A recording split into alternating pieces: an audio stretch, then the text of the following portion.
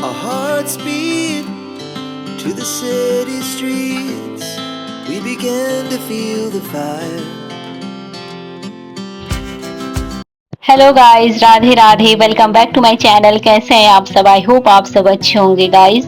तो जैसे कि आप सबको पता है, अब कल से नवरात्रि शुरू होने वाले हैं, तो सबके घरों में ही सफाई चल रही होगी। तो मैंने सोचा कि मैं भी अपना किचन थोड़ा साफ कर लेती हूँ।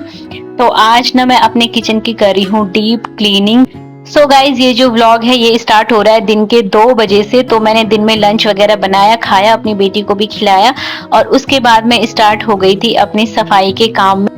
तो मैंने ज्ञानू को पहले सुला दिया, उसके बाद मैंने स्टार्ट किया अपना काम। अगर वो उठी रहेगी ना तो उन छोटे बच्चे होते हैं ना, परेशान करते, नहीं काम करने देते हैं। तो पहले मैंने उसको खाना वाना खिलाया, उसको अच्छे से सुला दिया है और अब मैं स्टार्ट हो गई हूँ अपने काम पे।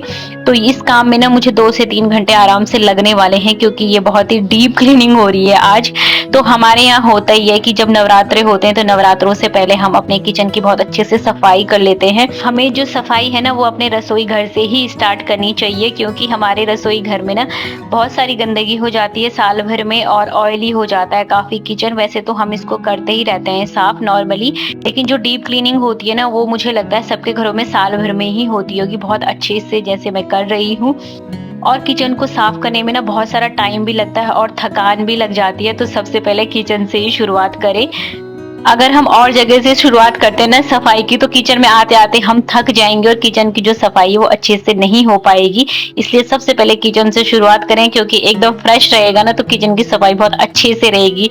एनर्जी आपकी एकदम फ्रेश रहेगी तो किचन भी अच्छे से साफ होगा। तो यहाँ पे मैं आरओ साफ कर रही थी और पता है मुझसे क्या गलती हो गई। मैं आरओ का जो पाइप होता है ना, ये बारीक वाला, मैं इसको ऐसे साफ कर रही थी और ये मुझसे गलती से टूट गया।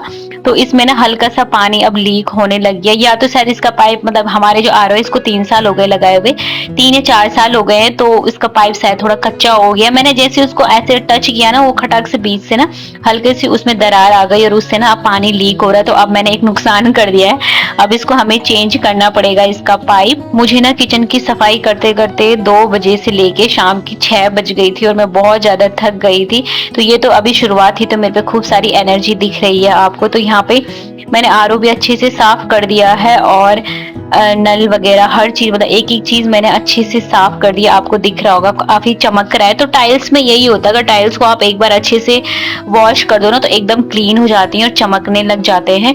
तो किचन का ये है ना कि किचन में ऑयल, मतलब ऑयल में खाना बनता है तो सारा ऑयली ऑयली हो जाता है किचन और डिब्बे वगैरह।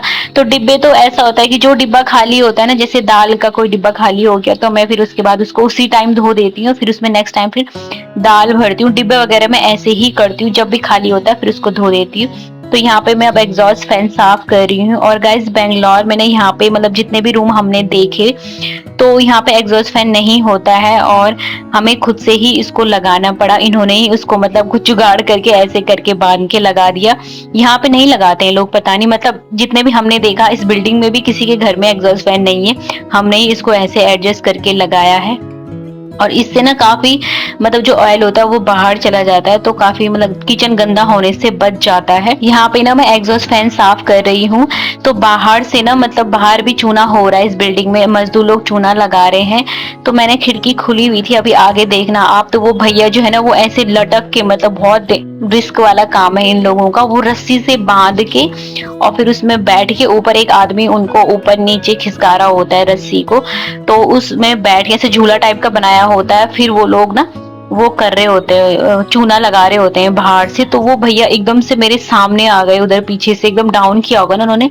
तो मैं एकदम से डर गई कि ये क्या हुआ। मुझे पता नहीं चला ना कि वो बाहर से चूना भी लगा रहे हैं। मेरे को मतलब अंदर से कैसे ही पता चलेगा कि बाहर से वो चूना लगा रहे हैं हमारी खिड़की के बाहर। सो गाइज, यहाँ पे ना गुड्डू स्कूल से आ गई थी, क्योंकि टाइम ना 3:30 हो गया था। तो वो आ गई थी घर। फिर मैंने ग्लव्स निकाले, उसको खाना वगैरह दिया, उसको ड्रेस वगैरह चेंज कर, उसके लिए ना मैंने टीवी लगा दी कि थोड़ी देर तू शांत बैठ, क्योंकि किचन पूरा फैला हुआ था और दूसरा वाला रूम भी, क्योंकि किचन में इतना सारा सामान हो जाता है ना, सारा निकाल के मैंने बाहर के रूम में भी रखा हुआ था।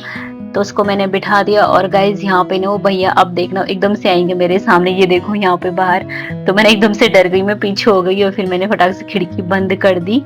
और एग्जॉस्ट फैन को ना साफ करने में मुझे बहुत सारा टाइम भी लग गया और बहुत सारी आफत भी आ गई, क्योंकि वो एक एक पंख उसका साफ करने में ऐसे ऑयली ऑयली हो रखा था ना पूरा। सबसे ज्यादा दिक्कत ना मुझे इस एग्जॉस्ट फैन को साफ करने में हुई और सबसे ज्यादा टाइम भी इसमें ही लगा। वैसे मैं इसको हर 3-3 महीने में साफ कर देती हूँ, इसलिए अगर इसको ज्यादा टाइम में साफ करेंगे ना तो फिर ये तो साफ होगा ही नहीं, इसमें बहुत सारा तेल चिपक जाएगा। इसलिए मैं इसको ना जल्दी जल्दी साफ कर ही देती हूँ। जल्दी साफ करने में ये होता है ना कि ज्यादा मेहनत नहीं लगती फिर इसको साफ करने में।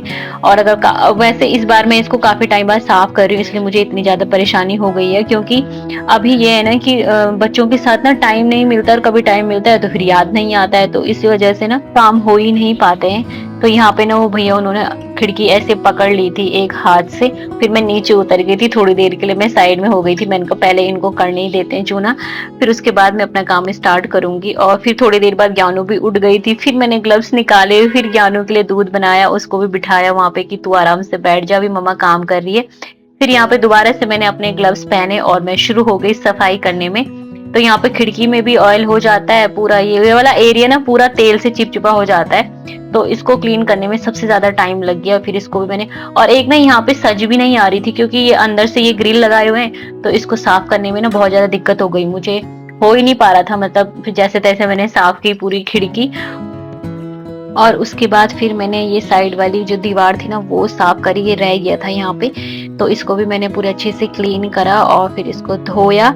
तो इधर ना मैं पानी नहीं डाल सकती थी, अगर मैं पानी डालती तो नीचे पूरा किचन गीला गीला हो जाता, तो इसलिए मैं इसको ना ऐसे ही गीले कपड़े से ऐसे वाइप, मैंने 3 कपड़े बनाए हुए थे, एक मैंने निरमा में मतलब भिगा के रखा हुआ था, और एक स्क्रब था, और एक फिर एक सूखा कपड़ा था। मतलब मैंने 3-4 कपड़े रखे हुए थे, तो पहले मैं एक कपड़े से करी थी, फिर दूसरे से, फिर तीसरे से, फिर ऐसे करके ना पूरा क्लीन हो गया। अब मैं यहाँ पे कर रही हूँ गैस साफ, तो मैंने कहा जब कर ही रहे तो गैस को भी साफ कर देती हूँ, चूल्हे को। तो ये चूल्हा भी मैंने अच्छे से साफ कर दिया, नीचे से भी अच्छे से पूरा डीप क्लीनिंग हो गई है चूल्हे की भी। आज चूल्हा तो वैसे हम रोज ही साफ करते हैं, बट फिर भी नीचे से कभी कभी रह जाता है गंदा, तो वो मैंने पूरा साफ किया अच्छे से। और ये देखो गाइस मेरा किचन कैसे चमक गया है ना, मैंने अपने छोटे से किचन को एकदम बढ़िया से चमका दिया है। और अब मैं आती हूँ दूसरे वाले कोने पे किचन के, तो इस साइड रहते हैं पूरे डिब्बे, तो ये डिब्बे में अब साफ करूँ। डिब्बे रख रख के ना डिब्बों के नीचे भी थोड़ा सा तेल हो जाता है, चिपचिपा सा हो ही जाता है किचन में, तो वो मैंने फिर सारे डिब्बे पहले नीचे निकाले, फिर उसके बाद मैंने वहां पे पूरा अच्छे से क्लीन किया। फिर डिब्बों को भी एक एक डिब्बे को मैंने साफ किया। डिब्बों को धोने के लिए ना आप एक पतीले में गर्म पानी करके उसमें निरमा, या मतलब जिससे भी आप अपने कपड़े धोते हैं ना, कोई भी लिक्विड फॉर्म में, उसमें डाल के और फिर उसको उबाल के अच्छे से उसमें एक कपड़ा डिप करके और डिब्बों को उससे पोंछ के, एक बार मतलब उस वाले पानी से पोंछ के, फिर एक बार आप दूसरे साफ पानी में पोंछ के, और उसके बाद फिर एक बार सूखे कपड़े से पोंछ लो 3 बारी में, तो डिब्बे एकदम साफ हो जाते हैं। तो मैंने वही किया, क्योंकि इतना सारा सामान होता है ना कि हर डिब्बे का सामान हम किस में डाल के उस डिब्बे को साफ करें, नहीं समझ में आता है। तो मैं ऐसे ही करती हूँ कि जो डिब्बा खाली होता है उसको मैं उस टाइम पे धो देती हूँ। जब भी कोई डिब्बा खाली होता है, चाहे मतलब नमक का हो या जिसमें हम नमक हल्दी मिर्ची रखते हैं ना, तो जब वो खाली होते हैं उस टाइम पे उनको धो दो, पूरा अंदर से भी साफ कर दो। लेकिन जब आप ऐसे टाइम पे सफाई कर रहे हो तो डिब्बे को भारी भार से ऐसे उसका ढक्कन वगैरह, मैं बस अभी आप आगे देखना मैं कैसे साफ कर रही हूँ, तो ऐसे ही मैं साफ कर देती हूँ। तो पूरे सारे डिब्बे मेरे जो है वो चमक गए थे, क्योंकि इतना सारा सामान होता है ना, तो कहाँ कहाँ वो सामान को नीचे डाल के फिर डब्बों को धोएं, तो इसमें ऐसे ही करती हूँ। तो काफी इजी भी हो जाता है ये कि जब जो खाली हो रहा था तब उसको धो दो, और अभी के टाइम पे हम इसको ऐसे। तो ये मैं बाहर से ना, मैंने देखो मैंने 3-4 कपड़े रखे हुए हैं, और यहाँ पे ना मैं सारी दवाइयां चेक कर रही थी कि किसकी डेट है किसकी नहीं है। तो जिसकी डेट नहीं है मैं उसको फेंक रही हूँ, या जिसकी डेट 1-आध महीने तक ही है तो मैंने सारी दवाइयां हटा दी हैं। और जिनकी डेट है, तो जनरली जैसे दवाइयां होती है ना कि पैरासीटामोल हो गई, खांसी की हो गई, और जुकाम की हो गई, ये बच्चों के साथ रखने ही पड़ते हैं घर पे, तो वही सारी दवाइयां मैं रखे रहती हूँ। तो वो मैंने कुछ मैंने रख दी साइड में, और कुछ मैंने जो है वो फेंक दी है। तो गाइज मैं इसी तरीके से आपको बोल रही हूँ डब्बे साफ करने के लिए, तो मैं ऐसे ही कर रही थी। मैंने 3 कपड़े बनाए हुए थे, तो तीनों से मैं ऐसे करके सारे डिब्बे मैंने एकदम चमका दिए हैं। सारे डिब्बे मेरे साफ हो गए हैं, और ये करते करते ना शाम के 6 बज गए थे, और मेरे को बहुत ज्यादा थकान भी हो गई थी। वो तो अच्छा हुआ कि आज मुझे ज्ञानों ने ज्यादा परेशान नहीं करा। बीच बीच में बच्चे आ रहे थे यहाँ पे, जैसे गुड्डू आई, वो कुछ लेके चली गई अपना, तो मतलब परेशान तो खैर बच्चे करते हैं, बट ज्यादा नहीं किया। तो यहाँ पे फिर उसके बाद मैंने सारे डिब्बे जो हैं अच्छे से लगा दिए हैं। ये धुल गया था ना सारा, ऊपर भी साफ कर दिया था मैंने, और सब डिब्बे भी साफ कर दिए, सारी दवाइयां हटा छुटा दी है। जो चीज रखनी थी वो रख दी है, जो नहीं रखनी थी वो फेंक दी। तो ना दिवाली की सफाई में ऐसे ही होता है, हम जो भी वैसी चीजें होती है ना वो भी हम बाहर कर देते हैं जो एक्स्ट्रा रखी रहती हैं। किचन में ऐसी बहुत सारी चीजें हो ही जाती हैं, हमें पता नहीं होता हमने क्या क्या रखा हुआ है डिब्बों में। ये है मेरे छोटे छोटे डिब्बे जिनमें मैंने रखती हूँ अपने मसाले, जैसे जीरा हो गया, जीरा पाउडर हो गया, धनिया पाउडर, मतलब छोटी छोटी चीजें ना, जैसे गरम मसाला हो गया, तो ये सारे मैं छोटे छोटे डिब्बे में रखती हूँ। सब कुछ एक इकट्ठा करके, जैसे ओट्स हो गया ना, जैसे ओट्स को हम फेस पे लगाते हैं ना, उसको पीस के रख देते हैं, तो मैंने वो भी रखा हुआ। मैं ऐसे ही छोटे छोटे डिब्बों पे रख देती हूँ, जैसे चावल पीस के रख देती हूँ कभी स्क्रब करने के लिए। तो वो सब चीजें जो DIY होते हैं वो भी सब मैं इसी छोटे छोटे डिब्बों में रख के रखी रहती हूँ।